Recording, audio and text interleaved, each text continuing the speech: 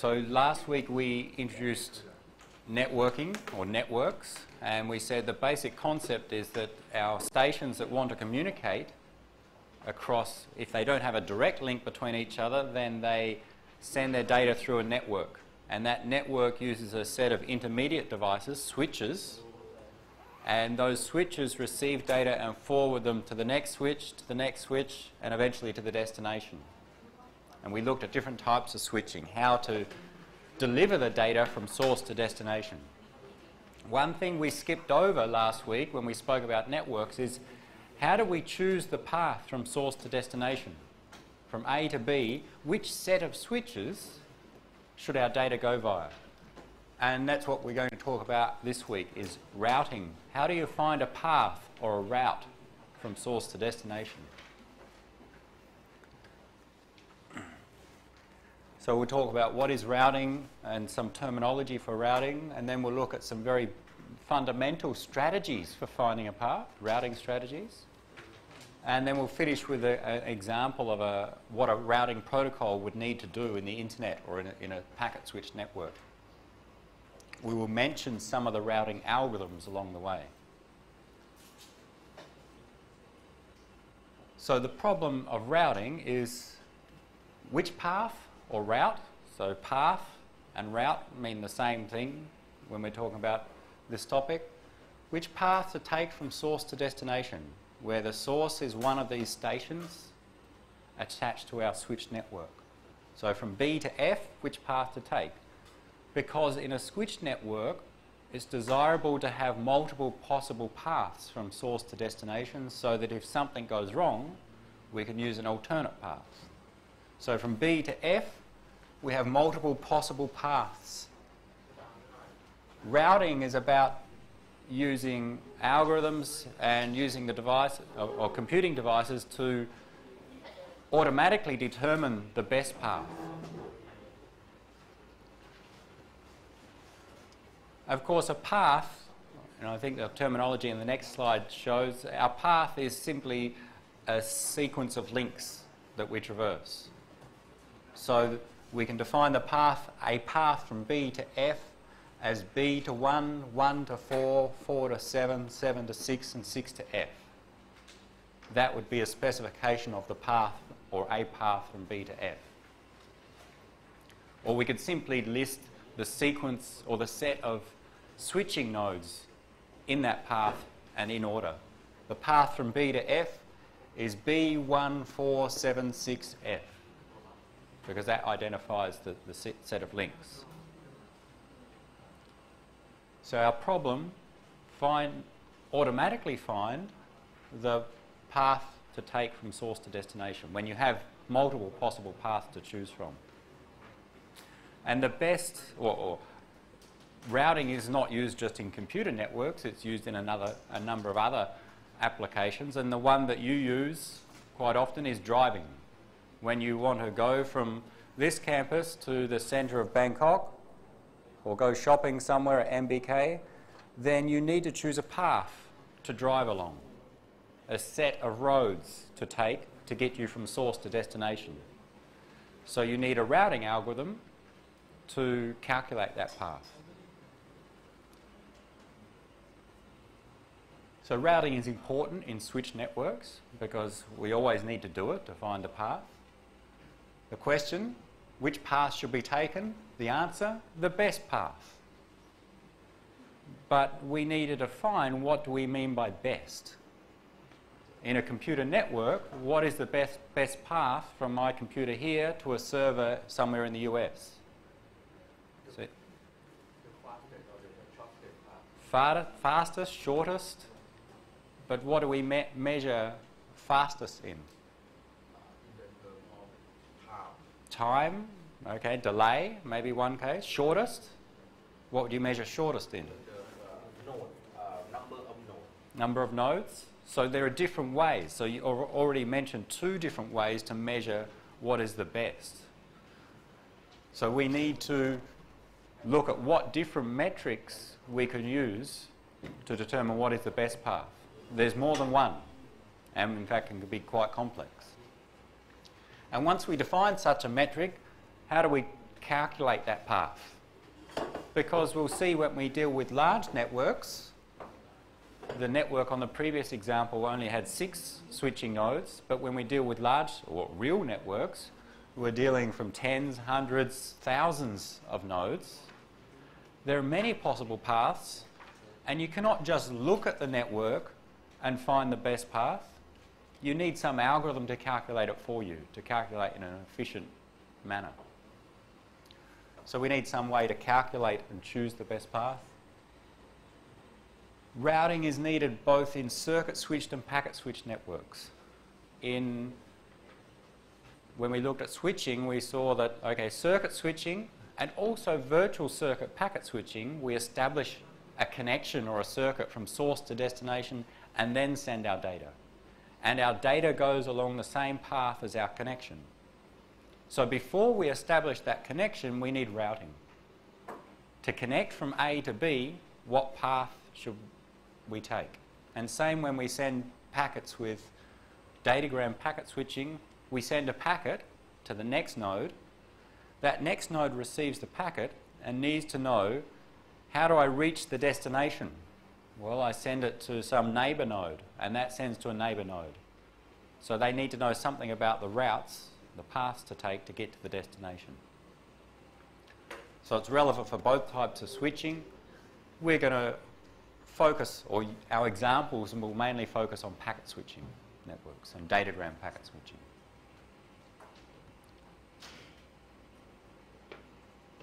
So we need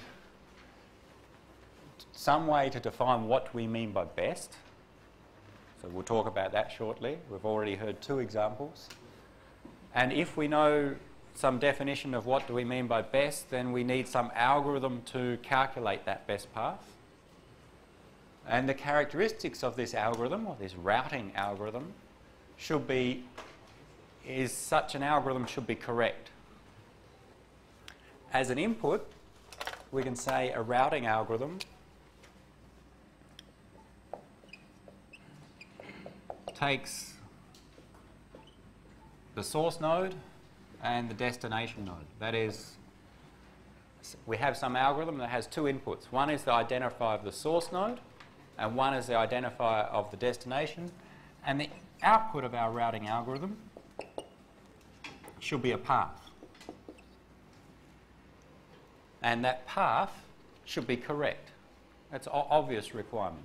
That is, if I so my algorithm, let's say it's a function, and I take as an input, source is node A, destination is node F. If we go back to our example network, source is node A, destination is node F, that algorithm returns a path as an output. So maybe the output is A4, 1B.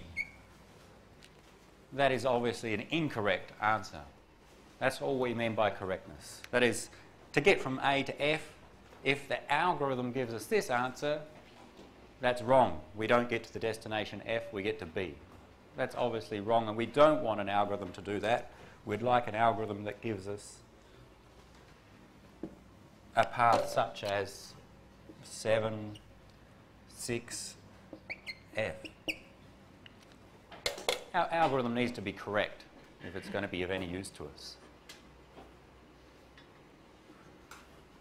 So this algorithm, or some function, takes as an input the source and destination, returns the correct path from source to destination, a correct path. But we need some other requirements of that algorithm. It should be simple and easy, simple and cheap to implement. That is, if we need to implement this on devices throughout our network, it should be simple so that we don't make any errors when we code this algorithm, and cheap in terms of processing power and so on. It's easy to implement means it's most likely to be correct and less cost of deploying that algorithm. We need an algorithm that is robust. That is, in our network, if the algorithm returns this path, and sometime later we discover that on this link there are some errors, many errors. We're using this path from A to F because our algorithm chose it. And then we discover there are a lot of errors on this link, that our algorithm should be able to adapt and determine a new path from A to F that avoids these errors. So maybe the algorithm would now, or the system would adapt and choose this path that avoids the errored link from 7 to 6. That's what we mean by robustness. We'd need to be able to adapt based upon the changing conditions in the network. That's a desirable characteristic of a routing algorithm. As a competing requirement, the algorithm should provide stability in the paths. It's competing in that stability means that we should not change paths too frequently. For example, let's say our algorithm detects one bit error, one packet error on this link. We've got thousands of packets to send from A to F. We calculate a path from A to F, it's 476, that is this path. We start sending our packets along this path, packet 1, packet 2, all on the same path. And then we discover that one of the packets encounters an error along this link. So our algorithm updates and says, okay, there was an error on this link, let's choose a different path and start sending across this path. So subsequent packets start going across this path. That's robustness, that is, coping with errors upon links. But if we change paths too often, that can impact on performance of our data delivery. That is, we send one packet and we discover that there was an error along the link, so we switch to another path, send another packet there, and discover after a few packets that there's an error on one of these links, on this path. So we switch back to this path and send our data across this one, but then discover there's an error on this link. So we switch back. If we keep switching between the paths, that can be inefficient for our data transfer. It's inefficient in that we have to keep calculating a new path, and it can also impact upon the performance of the delivery of the data in that some packets, the first packet takes this path which may have a short delay, the second packet takes this path which may have a long delay, and then if we switch back to this path we have a short delay, a long delay, and from the receiver's perspective we start to receive packets out of order. We receive packet 1 and then packet 3 and then packet 2. And that becomes a problem for the receiver. It has to process, put them back into order. For some applications it may mean a degradation in quality of the, say, a voice and video application. So in general we would like an algorithm that is robust, that can change paths when there are a significant number of errors, but doesn't change paths too often. So there's a trade-off there as to what's the best solution. We would like an algorithm that chooses the best paths. So once we define what is best, then our algorithm should find the best path, the optimal path. In this network, there are multiple paths from A to F. If at some point in time this is the best path, this is the second best path, and this is the third best path, so of those three, the algorithm should choose this path. It's the best, depending on how we define the metrics. If it chooses the second best path, that's not quite as good. We should choose the optimal best path. Of course, in some cases we may not. We'll have practical limitations that mean we cannot get the optimal path. One that's maybe a little bit harder to follow is we should choose paths such that we're fair between the different nodes in the network. We could have a routing protocol that somehow chooses paths in the network such that some nodes get to deliver their data quickly between each other, the way the routing algorithm works, whereas other nodes must always take a very long path to get to the destination. That may be good from the performance of some nodes, the ones which have the short path, but bad from the perspective of the performance from the nodes that have to use the long path. So we could say that that's unfair for some of the nodes. If our routing algorithm for some reason chooses short paths for some nodes, very long for other nodes, we'd say that's unfair for some nodes. We'd like to avoid that. We'd like to treat all nodes the same so that they all get equal performance. That's an aim, of course not always achievable. The last thing is that we'd like a routing algorithm that is efficient. In choosing a path, we'll see that there's some level of processing that is needed. In calculating the path, it requires processing. Learning about the network, the topology of the network, requires some overhead of communications. We'd like to minimise that processing and overhead. That is, maximise the efficiency by minimising the overhead. So routing algorithms should aim to meet these requirements. Of course, some are trade-offs. That we cannot be a trade-off between robustness and stability. We need to choose the appropriate trade-off. We'll see some examples of routing, or in the routing strategies at least, some of the examples of the trade-offs arise. So some terminology before we move forward.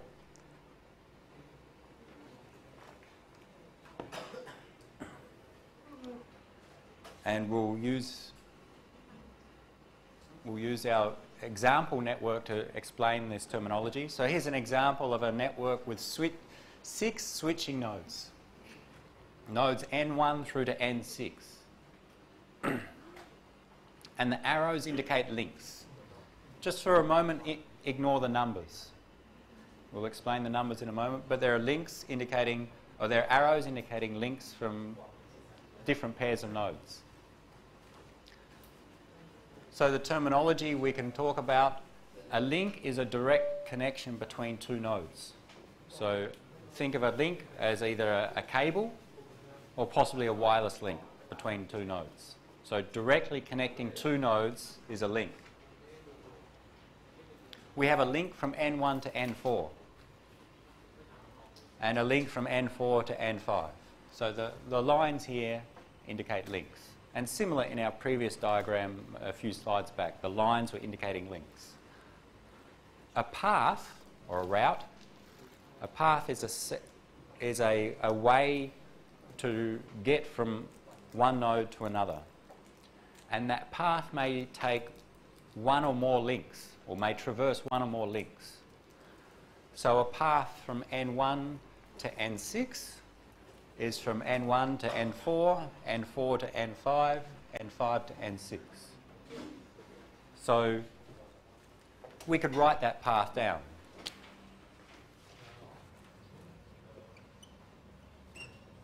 From N1 to N6, one possible path is N1, N4, N5, N6.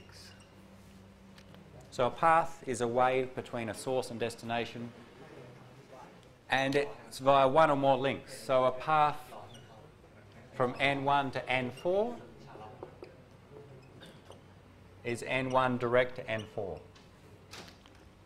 So a path from N1 to N4 is the link, or is direct from N1 to N4. In that case, it takes one link, but it's still a path.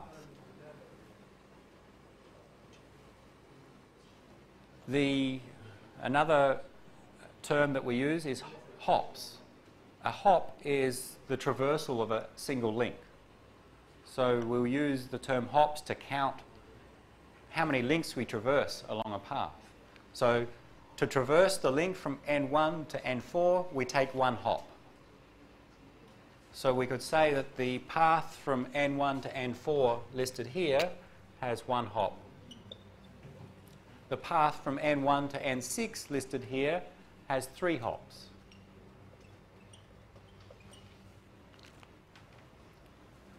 One, 2, 3. So it's just in this simple network a count of the links that we traverse in that path. We refer to hops. What else? To traverse a link, there's usually some cost involved. If we need to send data across this link, we'll associate a cost of using that link. So each link can be assigned a cost. And when I say cost, I do not necessarily mean financial cost. I mean in generic terms some cost of using a link. That cost may be related to the delay of the link. The cost maybe of using this link from sending data from N1 to N4 is 1 unit. The units depends upon what we define as our metric for choosing the best path. For example, this unit could be financial cost, an indicator of thousands of baht for sending so much data. So to send across this link costs 2 times as much as this, as in financial terms. Or it could mean performance criteria, such as delay. The cost for sending a packet from N1 to N4 is that it incurs a 1 millisecond delay. To send a packet from N1 to N2, that packet incurs a 2 millisecond delay. So in that case, the delay, if we use delay as a metric here, it takes twice as long to get a packet across this link as this link. So we assign costs to links and we'll use them to determine what is the best path. And the cost is a generic cost, not just financial cost, but other performance metrics.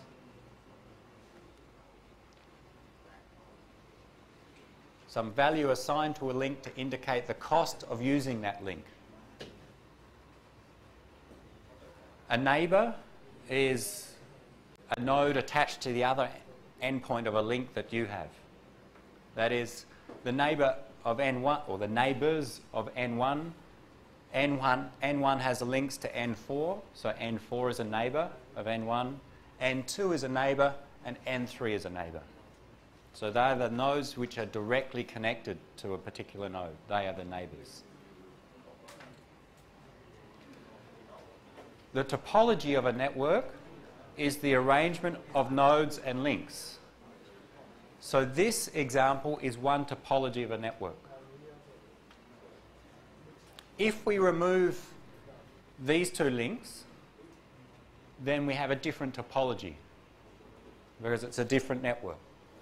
If we remove node 4, then we have a different topology. So a topology is a particular arrangement of nodes and links.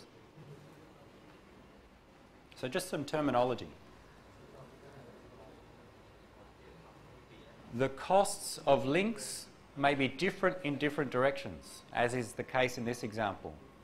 The cost of sending data from N1 to N4 is 1 unit, but from sending N4 to N1 is 7 units, 7 times as much. That's possible. They may be the same, but they may be different. That is, different directions may incur a different cost. In fact, in some directions there may not be a link. We could have a simplex link from from N4 to N5, meaning we can send data in this direction, but we cannot send in this direction. That is, we remove this arrow if we have a simplex link from N4 to N5. That's possible as well.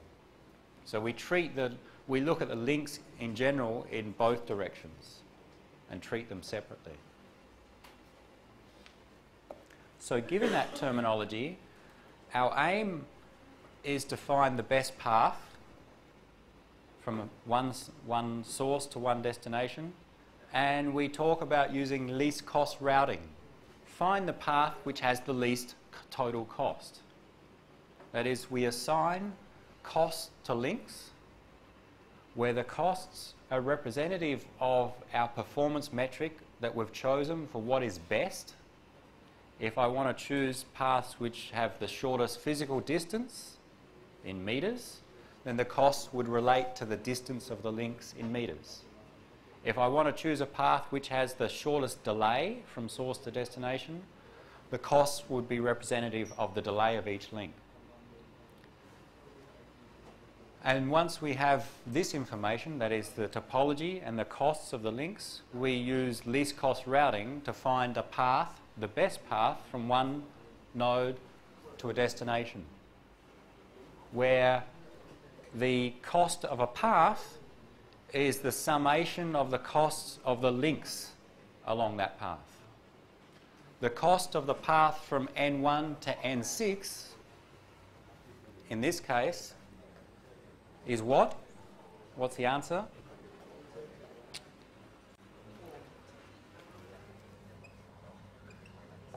The path from N1 to N6 has a total cost of 4, because we have this link, a cost of 1 plus 2. So the cost of a path is just the summation of the costs of the links. And least cost routing tries to choose the path from one pair of, or from a pair of nodes, from source to destination, choose the path which gives us the least cost.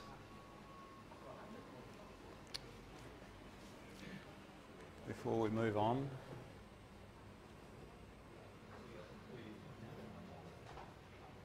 is this the least cost path from N1 to N6? Try and find the answer. I want to get from N1 to N6, is it the least cost path?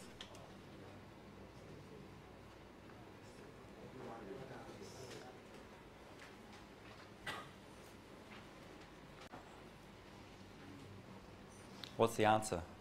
Yes or no? Yes. No. Well done. Oh, bad luck. Yes. The question is, this path here from N1 to N6, N1, N4, N5, N6, is it the least cost path in this network? Yes, it is the least cost path. That is the cost, as far as I can see, the cost from N1 to N6 has a cost of 4. From N1 to N6, are there any paths with a lower cost? Well, you need to look. N1, N2, N3, N6 has a cost of 2 plus 3 plus 5 is 10. That's not lower. N1 to N3 to N6 is 8 plus, no, is 5 plus 5 is 10, and so on. If you look at all the possible paths from N1 to N6, find the path which has the lowest cost. And in this example, it turns out it's the one that we've written here of the cost of 4, which is N1, N4, N5, N6.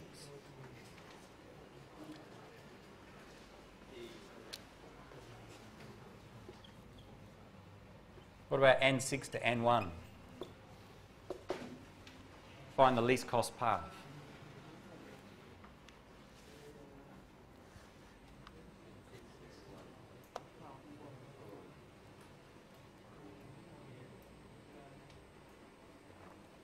Everyone try and calculate the least cost path from N6 to N1.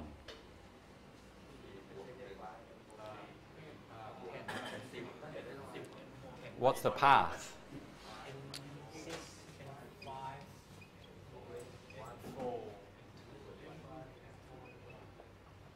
N6 to N5 to N4 N2 N1.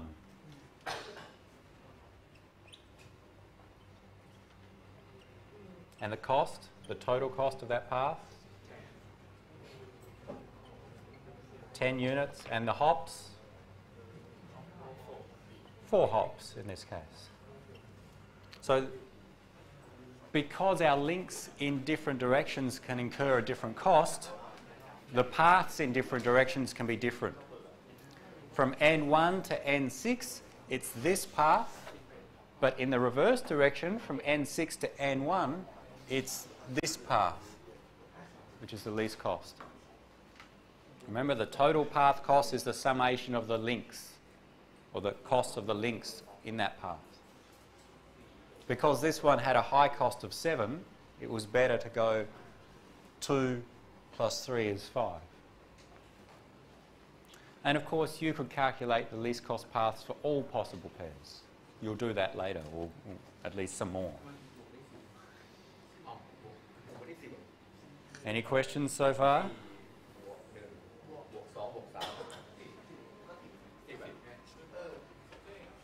Yes, you need primary school mathematics to solve some of these questions.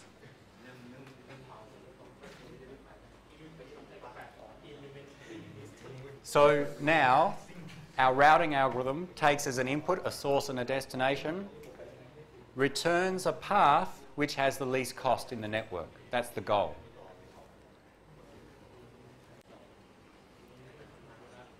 Some of the techniques that we may use to determine this, to define the best path, or some of the questions we need to solve.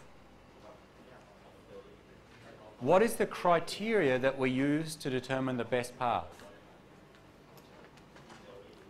When do we select a path? Which nodes select the path? Do we have special nodes in the network that have a role of selecting the path, or do the nodes that are part of the network select the path? And how do we get information about the network status so that we can select the path? So we'll look at them in some detail. Let's consider an example of you want to drive from here into MBK in the city. Has anyone ever driven into the city before? Okay.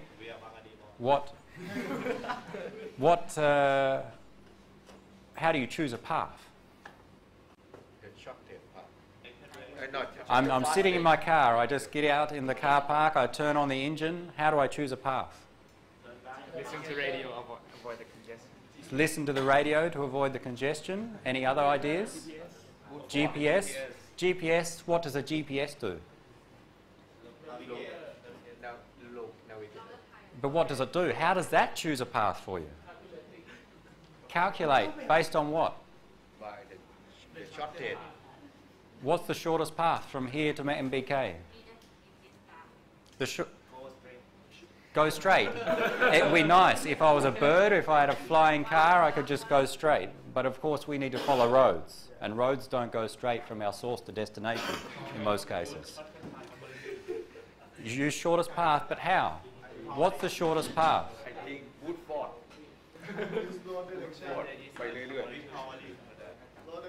Okay, say you don't have GPS. How do you choose the path? No. Okay, how does that choose the path? You don't have a solution yet. How does Google Maps choose the path? There's a way when they tell that from China to Japan you can swim across. So that's How did it choose that as the best path?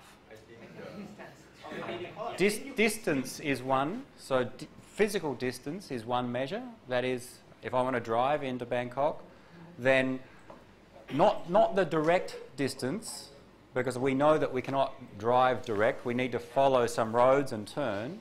But if I knew the length of each of those roads in kilometres, so all the possible roads that take me from here to my destination, if I knew the length of those roads, then I could find the path which gives me the segments that give me the minimum distance. Okay, that's an obvious one, and that's what some mapping software may do.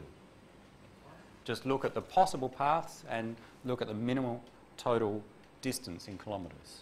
What else may a more intelligent piece of software do, or your brain? I think the point was made before, traffic. That is, there are two possible paths. One is a total of 42 kilometres and one is a total of 40 kilometres. If we choose distance, then the path with 40 kilometres would be chosen. But if we know that we've listened to the radio and that we know that that path of 40 kilometres, one of those intersections, there's a big traffic jam. There's some roadworks going on, and we know that we're going to get to that intersection and have to wait for at least 30 minutes. Then we may choose the alternate path. So we may make a decision based upon the amount of traffic along a particular path, congestion in a particular path. What else may you use to make a decision? Distance. I think some algorithm from AI some algorithm, but what, how do you make that decision of what's the best path? Distance, avoid congestion, which is something about delay. Avoiding congestion is in fact saying, okay, I know that a shorter distance will normally be shorter time, but if I know there's a traffic jam, that's going to add on another 30 minutes, so the total time will go up. Therefore, avoid that path. So delay is another thing. Well, how about road conditions? Again? Road conditions. Like maybe it's raining over there. Road conditions, so that also impacts on delay. Speeds of roads. If I know one path is 40 kilometres and another is 42, but on the 42 kilometre path, I can travel at 110 kilometres per hour all the way, and on the 40 kilometre path, I have to travel at 30 kilometres an hour all the way, then choose the longer path, which will give us a shorter delay. How about safety? Safety, maybe you want to choose a road that's going to be nice on your car, that's going to avoid minimise the chance of collisions. So you could choose a path which is better for your car, better for your safety. So there are different metrics. Another one, cost, financial cost. Choose the path which is going to be cheapest. Avoid the tollway, for example. Even though that may be faster in time, you may not want to spend the money and therefore will choose an alternate path. So the performance criteria that we use to select a path may vary, include things like delay, distance, cost, financial cost, security. In terms of networks, we may relate safety to security. We want to avoid particular areas where we think they're unsafe. We'll talk about that a little bit later. So there are different metrics that we may choose. And what we do is we relate the metric that we choose to some generic cost, like the numbers we saw on the previous example. So when we drive from here to Bangkok, we have to define the metric that we're going to use, and then we have some algorithm, and it can be a computer algorithm that will calculate for us the information. What about congestion? How do you sit in your car and you want to avoid congestion, so you minimise your time travelling. How do you know that there's congestion in a particular point? Radio. That is, you get some status information about the network, radio or a website, or you ask your friend who travelled there this morning and that they know that there's a traffic jam, there's some roadworks at a particular location, or a protest. So you collect information about the status of the network, and you use that information to make your decision. So it's important to know what information do we need to collect about the status of the network. In our computer network, what is the arrangement of the nodes and links, the topology? That is, if, for example, driving, all of a sudden one road disappears because it's shut down for roadworks, then that changes the topology of our possible network. We cannot take that path anymore. So we need to make a different decision based upon that information. Link costs may change. The delay along one segment of road today may be 10 minutes, tomorrow may be 30 minutes. So the cost of using that segment of road, that link, changes over time. Therefore, we need updates to make the correct decision. And of course, current usage of a particular link. If there's a lot of traffic in one area, you'd need to know about that to make the accurate decision. And importantly, you need to get updates of this information at some usually regular interval or at some point in time. If you choose a path to drive from here to Bangkok today, you choose a path based on your metric, and then tomorrow you want to drive to the same destination, do you use the same path? Yeah. Okay, maybe. What about in 1 week's time? Do you use the same path? Maybe you would need an update of the status information to recalculate the path. If your path is based upon congestion, avoid traffic jams, then you maybe need an update every day. If it's based just upon distance, then maybe you only need update every several weeks because the distance doesn't change very often. So how often should we get updates about the status of the network? That's something that we'll need to solve. Or we need to look at different approaches for doing that.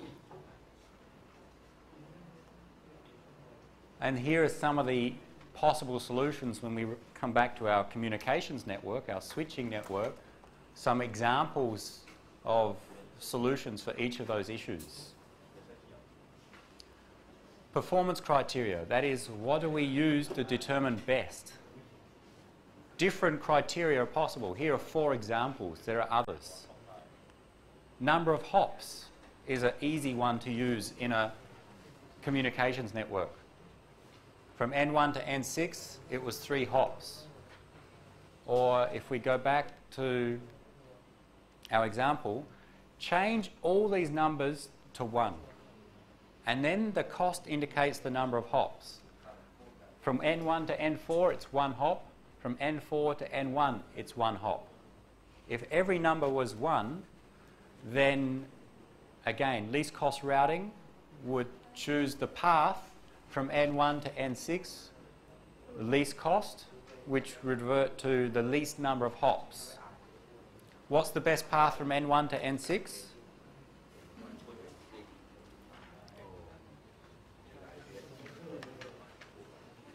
If we use number of hops as the metric, what's the best path from N1 to N6? N1 to N6?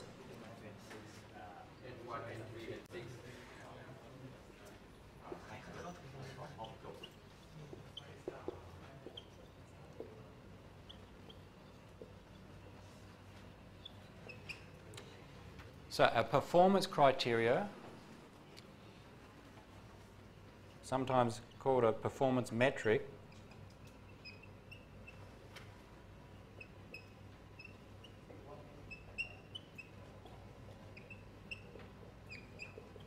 a performance metric, that is the thing that we use to measure the performance.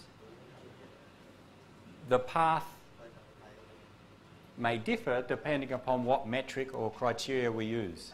If we use a criteria based upon the numbers given in this example, the costs assigned to the links, the best path from N1 to N6 we've calculated as N4, N5, N6, this one, because it has a cost of 4.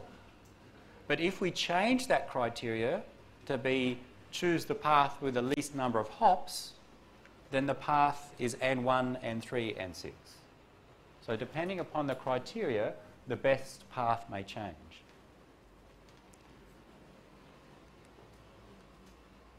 So number of hops is a very simple criteria because we don't need to know anything about the characteristics of the links.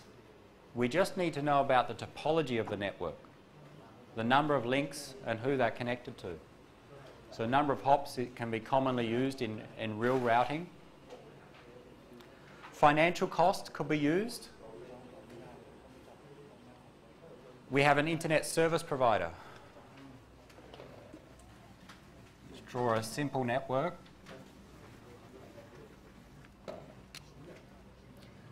Here's your home connection and you connect to an internet service provider. Internet service provider A. And in fact, they connect to this is a local ISP, a small company. Their network may be connected to larger national ISPs, internet service providers. So there may be a switching node that connects to a larger ISP. And in fact, they may have 2 possible connections.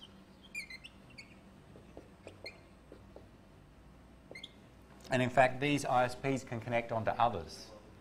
So from the perspective of this internet service provider, it needs to send your data out to some destination out on the internet. It's got 2 choices. Send via this path or this path. It may use financial cost to make that decision.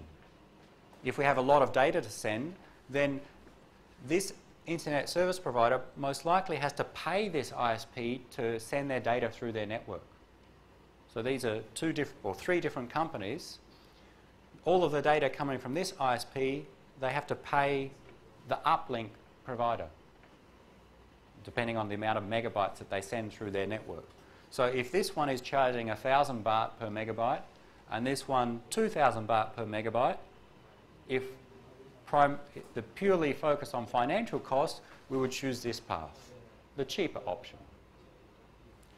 So in some cases we can use financial cost as a metric for choosing the best path.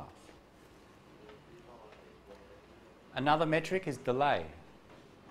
How long does it take to deliver the data across a particular link, or to deliver a packet across a link?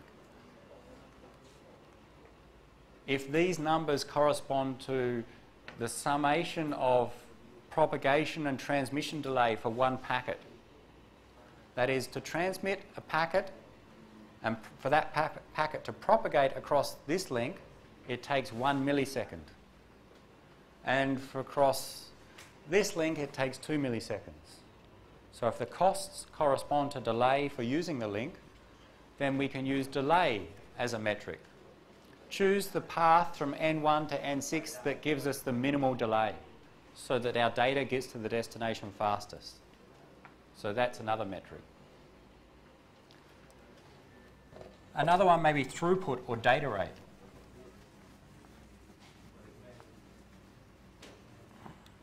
Let's consider a simpler example than what we have here. We have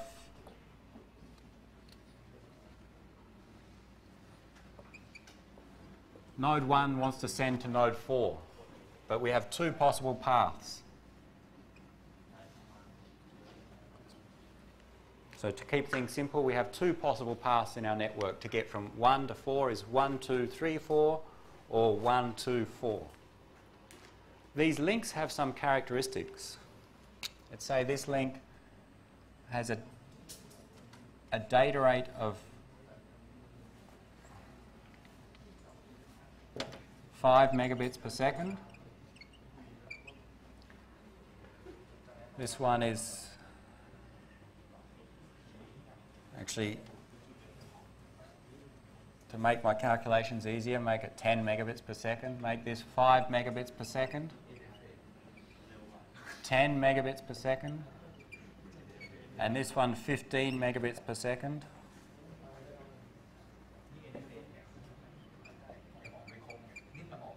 So links have some data rate or some throughput, and they also have some delay characteristic. So let's say this one has a delay of 1 millisecond. The delay may be an average delay across sending multiple packets. So it may be some performance metric that's measured. This one 1 millisecond, this one 2, and this one 5 milliseconds.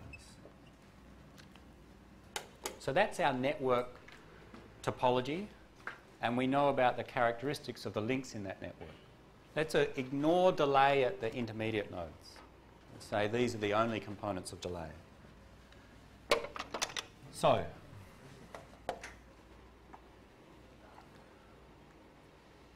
we've looked at, let's ignore financial cost in this example. First, number of hops.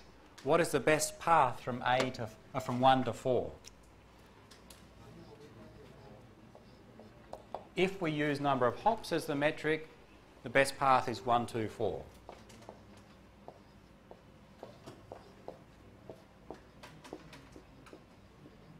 The alternate path is 3 hops, so that's easy.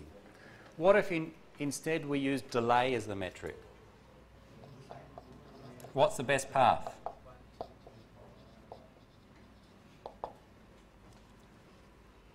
Remember, if we look at delay, we care about the total delay from source to destination, which is just the summation of the delay across the links. 1 millisecond plus 1 plus 2 is 4 across this path. Alternate path 1 plus 5 is 6. Choose the path with the shortest delay. So 1, 2, 3, 4. So from 1 to 4, the best path is 1, 2, 3, 4. A total delay of 4 milliseconds. What happens if instead we'd like to use data rate, the link data rate, as an indicator of the best path, or throughput? This is data rate or throughput. Which path do we use? How you calculate the best path? The minimum in the network.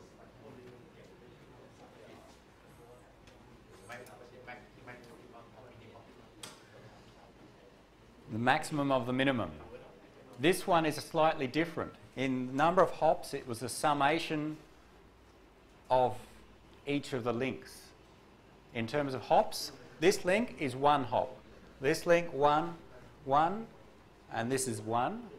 So we chose the path which had the minimum summation of the hops across each link. 1 plus 1 plus 1 is 3. 1 plus 1 is 2. We choose this path. The same when we use delay. Because delay is additive, we choose the path with the smallest summation of the delays across each link. 1 plus 1 plus 2 is 4. 1 plus 5 is 6. Choose this path. But with data rate or throughput, we cannot do that, because it doesn't make sense, because data rate is not additive across the path. If we did that, then it would be 10 plus 5 plus 10 is 25. 10 plus 15, 25. They're the same. We could choose randomly. But that doesn't give us an indicator of the performance. Because with data rate, what's the maximum on average we can deliver from 1 to 4 across this path? I've got a lot of data to send from 1 to 4 if I use the top path. How fast can I send? Someone said 5, someone says 10. We're limited to 5. Even though we can send at 10 to here, we can only send at 5 megabits per second from 2 to 3. So over time, if we're sending a lot of data, the average that we're going to achieve from 1 to 4 is limited by the smallest link data rate along that path, this. What would happen is that we could send fast to 2, but then all our data would queue up and be sent slowly to 3. And then we'd send quickly some of that to 4, but this would be the limiting link in that path. So the minimum data rate of all the links in the path is what we call the bottleneck link. It's the bottleneck of the path. And we'd like to choose the path with the highest bottleneck link, the maximum of the minimum links. This path allows us to send 10 to here and then 15 to here. So overall, we're limited by this link, 10. So if we have data rate as our metric, the best path from 1 to 4 is 1, 2, 4, which gives us a minimum of 10 megabits per second. So in this case, with this metric of data rate or throughput, it's not additive across the path. So we need to treat it slightly differently. So be careful with the metrics and converting them to some generic cost. It's not simply this becomes a cost of 10, 5, 10, 10 and 15, and then just find the path with the least cost. In fact, if we wanted to use data rate or throughput, we'd need to convert those values to some other cost. One common way to do it is to say, in our network, what is the maximum data rate across all the links? Or at least what's a value above the maximum of all the links? In this case, the maximum data rate is 15. Let's say there are some other links, so it's easier for me to calculate. Let's say the maximum, if there are other links, was 20 megabits per second. Then what we could do, to keep things simple, is convert the data rates into some cost for using that link by taking the maximum and divide by the actual. So the cost of this link is 20 divided by 10 is 2. The cost of using this link, if we care about data rate, is 20 divided by 5, which is 4. This link, 20 divided by 10 is 2. This link, 20 divided by 15 is 1.33. Here we're converting the data rate of the links into some generic cost value. And now we could treat,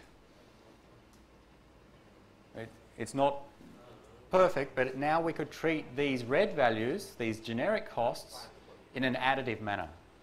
Now choose the path from 1 to 4 which has the least cost when we look at these red numbers. This 2 plus 4 plus 2 is 8. 2 plus 1.33, 3.33, choose this path.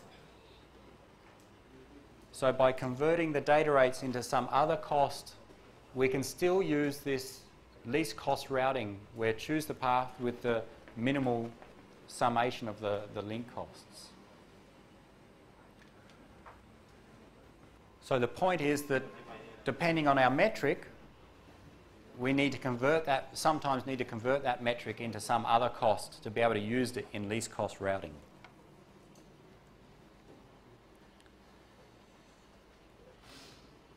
What about another performance criteria? When we drove into Bangkok, one of the points was choose a safe route.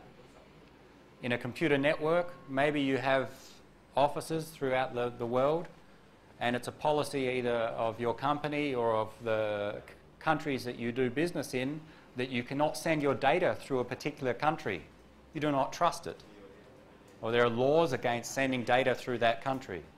Therefore, choose a route from source to destination that avoids a particular set of nodes in a particular country. So there are other performance criteria. And in fact, we can combine them. We don't have to use just one. We can say, let's take a weighted sum of the delay and some function of the throughput. So it can be more complex than just the one of them, but we can combine them to get some function of multiple metrics.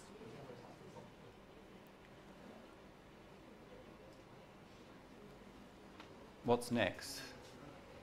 That's about performance criteria. Another aspect is, when do we make a decision as to what path to use? And there are different choices. 2 examples. If we're using datagram packet switching, one approach, every packet that I have to send, choose a path for that packet. My first packet I have to send, I choose a path. The second packet, I do another calculation and choose a path. It may be the same as the first packet, but things may have changed and it may be different. So in datagram packet switching, we could choose a path for each packet. As a result, get different paths for each packet. Virtual circuit packet switching, we would normally choose a path for the entire duration of that circuit. I need to transfer 10,000 packets from A to B. I set up a connection. In setting up that connection, I choose a path. And all my packets, those 10,000 packets, follow that same path. Even if something changes in the network, let's just send all the packets across the same path. That's a different approach. Who makes the decision? Which node is involved in choosing the best path? 3 generic approaches. There's some special central node that makes the decision on behalf of all the nodes. So in this network, there's some other node that knows about the topology of the network, knows about the link costs, does the calculations and then informs the nodes of the paths to use. So some central node that makes a decision and tells the other nodes, or each node in the network works together to make a decision, some decentralized approach. That is, for example, node 1 tells the other nodes about its links, as does every other node, and eventually they make a decision, what is the best path from 1 to 4, and similar for the other paths. So we can have a centralized approach where there's one node that does it for every other node, a distributed approach where each node is involved in the decision.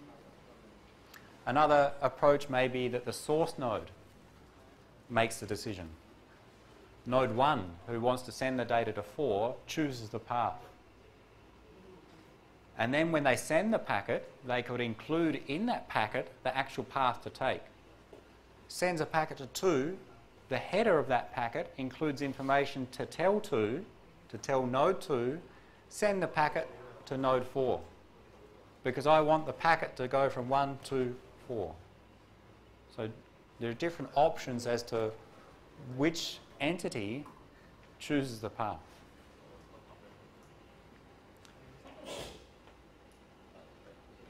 Where do we get information in order to make the decision of what's the best path? When we used number of hops as the performance metric, we needed to know the topology of the network. To make the decision, we need to know that there's in fact a path from 1 to 4 that goes through 2 and 3 that has 3 hops, and there's another path that goes from 1 to direct to 4, which has 2 hops. To make the decision, we need that information. If we use delay, we need to know not just the topology, but we need to know the delays across each of the links to make the decision. Where do we get this information from? The best case is to get information from all nodes. The best case would be if node 1 needs to decide the best path based on delay, it needs to know the delay across each possible link. That is, ask all nodes to tell me the delay of your links and then make the decision. But that requires a large amount of overhead in finding out that delay. The worst case in terms of making a good decision, do not use any information. Choose a path without knowing about the network. If possible, but we'll see that may not give us the best path always. Or may incur a large amount of overhead when we look at flooding. Another approach, use information that is local to your node. The information local to node 1 is the characteristics of this link. If we think of node 1, it has a cable attached to it. Node 1 knows about that cable. It should know about the neighbour.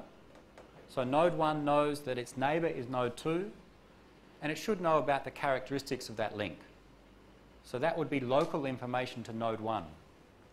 Node 1 knows that it has a link to 2, data rate of 10, delay of 1. It knows nothing about these links. That would be using local information. And now calculate the best path if you know just this. Not very easy, because you don't know anything here. Another approach, ask your neighbours. Node 1 knows about this link, because that's local. Ask your neighbour, node 2, about its links. So if you can imagine that node 1 knows this information, as well as about the links of its neighbours. In this example, node 1 knows this information, as well as this information and this. It doesn't know this. In that case, we could make a decision based only upon the information on these 3 links, without knowing what the performance is on this link. So that's if we use just adjacent node information, Or an alternative is to find out about the characteristics or performance across a particular path. So ask node 2, and node 2 asks its next neighbour, node 3, which asks node 4, and we collect this information and use that information to make a path. We need more to get the optimal path. So there are alternatives as to how much information we can collect and where do we get that information from. In general, the more information you have, the better chance of choosing the best path. But the more information you have, the more overhead in collecting that information. Finally, how often do we get updates? That is, because in real life things change over time, this link delay may be 1 millisecond for 1 minute, and then it may change to 10 milliseconds. Characteristics of the network changes, the delay goes up. So we need some updates so that we don't keep thinking and calculating the least cost path based upon a delay of 1 millisecond. If we're using delay, initially, actually, let's choose a different one. Oh no, correct. Initially we choose the path 1, 2, 3, 4 based on delay. We're sending our data across that path, and then all of a sudden this increases to 10 milliseconds. If we keep using that path, we're using a suboptimal path, because the delay across this path is 1 plus 10 plus 2 is 13. The delay across the alternate is 6. If we're sending our data across this path, 1, 2, 3, 4, we're sending it across the path with the largest delay, but we'd like to be sending it across the path with the smallest delay. So if the network conditions change, we may start using a suboptimal path, and that's undesirable. Therefore, we'd like to get updates about the changes in the network. Continuous updates means that we always know the current value of that information. And that's relevant if we have local information source. Node 1 always knows the data rate and the delay across this link. So we can say it has a continuous update. As soon as this changes to 2, it knows that it's 2. Periodic. Let's say every node sends a special message to node 1 every 1 minute. And it tells them this is the current status of my link. So initially node 2 said that this link was 1 millisecond. 1 minute later, it would send a message saying, okay, now it's 10 milliseconds. As a result, node 1 could recalculate the best path to be this one. So by getting periodic updates, we get a new view of the network characteristics. Or a major change in the network, either in the topology or the amount of traffic going through the network. This link becomes congested. A lot of traffic from other nodes start coming across this link. Then node 2 may tell node 1, okay, the amount of traffic coming across my link is now at 90%, and then node 1 may update its path based upon that. Or this node disappears. It fails, it's turned off, it's removed from the network. Node 2 should tell node 1 that there's been a major change in the topology. Node 3 is no longer here. I no longer have a path to node 4. As a result, node 1 would start using this path. There's only one possible path now. So different approaches for where do we get the information from and how often do we get updates of that information. The more updates, the more information, the more chance of choosing the best path, but the larger the overhead incurred.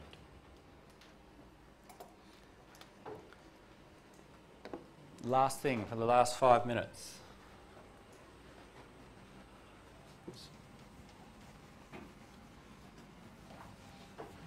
So if we have a particular metric, we can calculate the least cost path.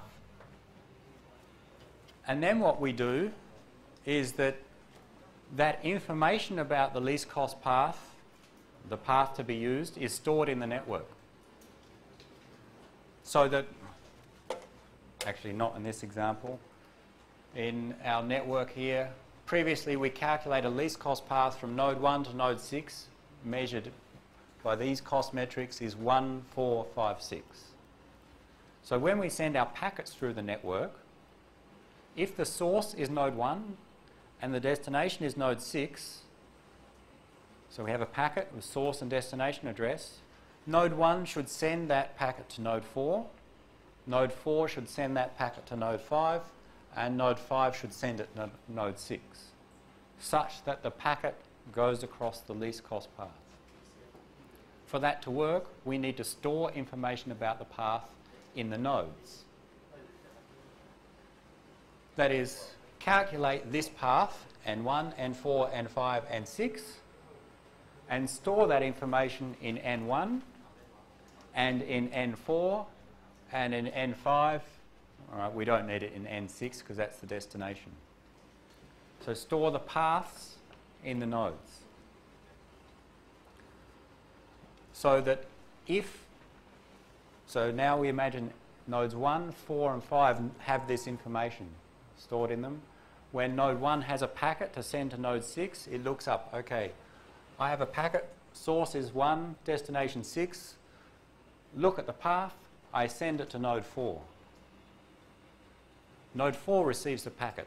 Node 4 says, I have a packet, source is 1, destination 6, looks at the path stored, okay, I'm node 4, source is 1, destination 6, I need to send to node 5. They send the packet to 5. 5 looks at the packet and determines they need to send to node 6. So that's how we make sure the packet is delivered across that path. And we'll store this information in what's called routing tables. But an important point is that we don't need to store all of the path. We only need to store the next node in the path. Why? Consider this. What's the least cost path from node 4 to node 6? You don't need to look here, you look here. It is node 4, node 5, node 6. Why? If the least cost path from node 1 to node 6 includes the segment 4, 5, 6, then that implies to get from 4 to 6, the least cost path must be 4, 5, 6. Because if there was a lower cost path from 4 to 6, let's say N4, some other node, NX, N6, if there was such a path, which had a cost of, this has a cost of 3, if there was a path like this which had a cost of 2, then the least cost path from N1 to N6 would be N1, N4, NX, N6. Because this path is the summation of the cost of this plus this link. If we have a lower cost path from N4 to N6, it would be in the path from N1 to N6. And because we know this is the least cost path, then it directly follows that the path from N4 to N6 is via N5. And the path from N5 to N6, the least cost path, is direct. So that's an important point because of the path costs are additive, just the summation of the links. If this is true as a least cost path, then it directly follows that this is true, as is this. As a result, when we store information in the nodes about this path, node 1 needs to store information that says to get from node 1 to node 6, the next node in the least cost path is node 4. And node 4 needs to store information, that is, says to get from node 1 to node 6, or in general to get to node 6, the next node is 5. And node 4 stores, node 5, sorry, to get from node 1 to node 6, the next node is 6. That is, when we store information about the least cost paths in the nodes, we don't need to store the entire path. We just need to store the next node in the path from the current node. It saves on storage space and, in fact, makes the distribution of routing information much simpler. It lowers the overhead. Because of the fact that this is true, it will work. So node 1 stores information to reach node 6. Next node is 4. Sends to node 4. Node 4 looks up next to reach node 6. Next node is 5. Sends to node 5. Node 5 looks up. Next node is node 6 and sends to node 6. So this simplifies the information we need to store in each node to keep track of the least cost paths.